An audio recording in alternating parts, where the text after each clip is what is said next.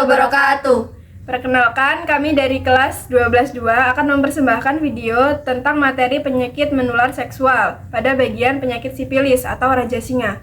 Saya, Inessa Aisahwa, akan membawakan materi pengertian dari penyakit menular seksual secara garis besar dan juga penyakit Raja Singa atau sipilis. Saya Selina Intan Pitaloka yang akan menjelaskan gejala penyakit sipilis sekaligus cara penularannya. Saya Desti Kusumaningrum yang akan menjelaskan tentang resiko atau bahaya dan pencegahan penyakit sipilis. Saya Merita Sari yang akan menjelaskan obat atau penanggulangan penyakit sipilis. Selamat menyaksikan.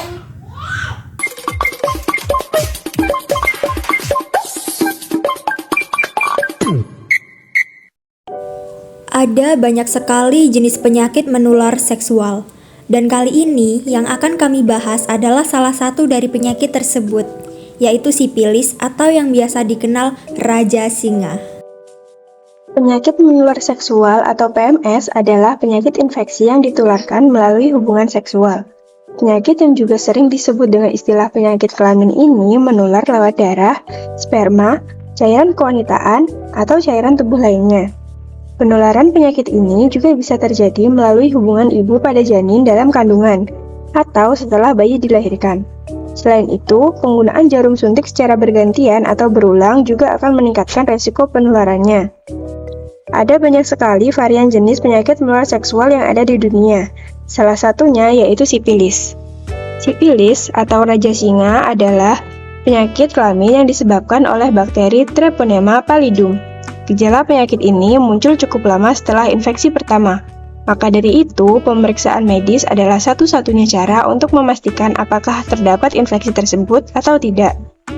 Penyakit sipilis atau Raja Singa merupakan infeksi bakteri yang menular melalui hubungan seksual. Pada tahap awal, penyakit ini dapat disembuhkan, namun jika dibiarkan parah, penderita berkemungkinan menjadi cacat, gangguan otak, atau berujung kematian. Gejala sipilis. Tahap 1, gejala sipilis yang muncul berupa luka kecil di area sekitar kelamin, mulut, atau dubur yang tidak terasa sakit. Di tahap 2, muncul ruam disertai kutil, demam, pusing, nyeri otot, sakit tenggorokan, pembengkakan kelenjar getah bening, rambut rontok, dan penurunan berat badan. Di tahap ketiga tidak menimbulkan gejala apapun. Dan di tahap keempat ditunjukkan dengan kerusakan organ permanen pada mata, otak, jantung, hati, pembuluh darah, tulang, dan sendi-sendi. Kemudian di tahap kelima bagi ibu hamil yang terkena sipilis bisa menyebabkan keguguran ataupun kematian bayi beberapa saat setelah dilahirkan. Dan bagi bayi yang menderita sifilis kongenital dapat mengalami ruam pada telapak tangan atau telapak kaki, serta pembengkakan kelenjar getah bening dan organ limpa. Next, cara penularan sipilis antara lain 1. Hubungan seksual. Sipilis dapat menular melalui hubungan seksual dengan seseorang yang terinfeksi.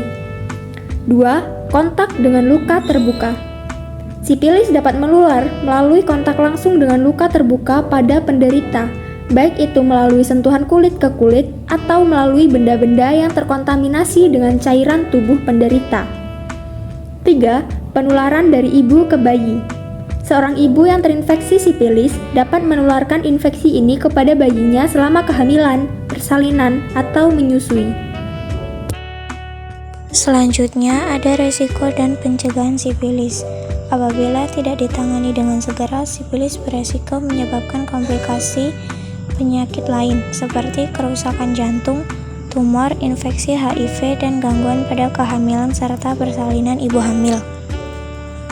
Resiko akan menjadi lebih tinggi jika menjadi seorang gay atau biseksual, melakukan hubungan seks tanpa kondom atau pengaman, mengidap HIV atau AIDS, berhubungan seks dengan seorang yang mengidap sipilis juga akan meningkatkan resiko terkena sipilis menjadi lebih tinggi.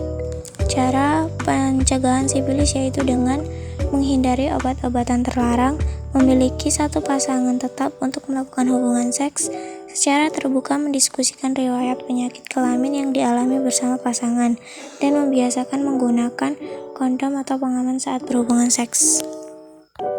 Lalu yang selanjutnya dan yang terakhir yaitu cara pengobatan atau penanggulangan Penyakit sifilis. Penyakit sifilis dapat diobati dengan menggunakan obat antibiotik. Berikut adalah bagaimana cara pengobatan penyakit sifilis menggunakan antibiotik yang direkomendasikan oleh dokter. Yang pertama, antibiotik penisilin.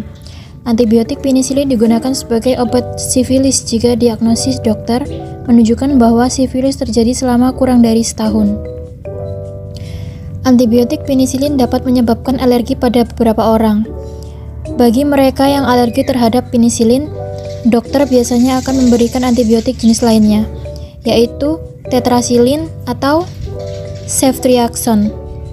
Lalu ada obat alami untuk mengobati sifilis, yaitu bawang putih, dengan cara mengunyah bawang putih tersebut. Lalu ada daun sirih, daun kumis kucing, akar alang-alang, dan lidah buaya. Cara mengolahnya sama, yaitu dengan cara direbus lalu diminum.